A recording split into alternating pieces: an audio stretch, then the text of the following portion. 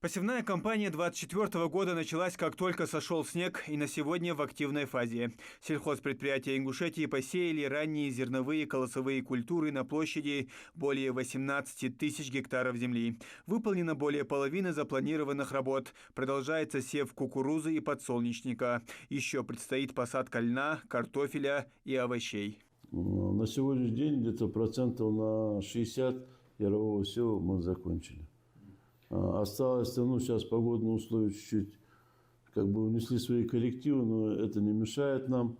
Работа продолжается. Нам осталось посеять где-то 200 тысяч гектаров кукурузы, около 600 гектаров овощей и где-то 1500 гектаров подсолнечника.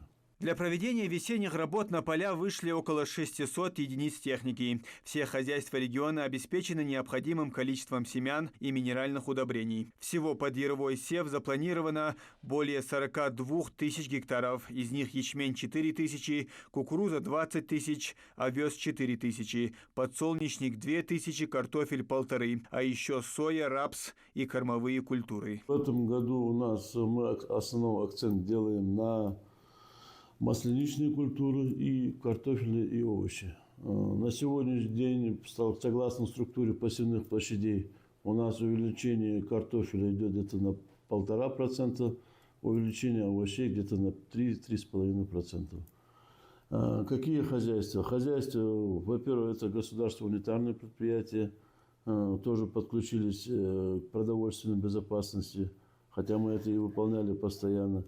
И крестьянско-фермерские хозяйства. В рамках госпрограммы, сегодня у нас есть государственная программа выращивания картофеля, овощей, возмещение части затрат.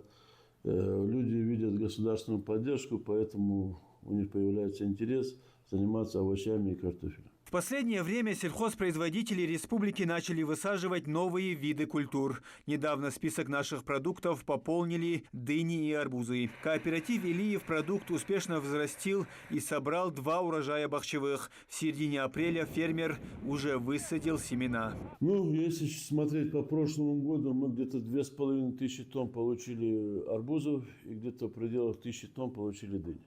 Качество, конечно, я не знаю, вы с нами выезжали, не выезжали. КФХ Илиев, это Нестерский, Сунжинский район. Бесподобные бахчевые были, так что в республике Ингушетии 100% можно выращивать бахчевые.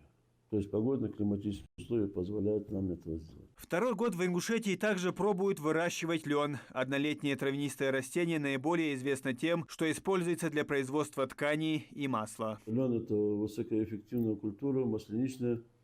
Хорошо себя показала в наших климатических условиях. В прошлом году мы посеяли 400 гектаров, в этом году мы увеличили на 100%, то есть 800 гектаров сегодня у нас лен.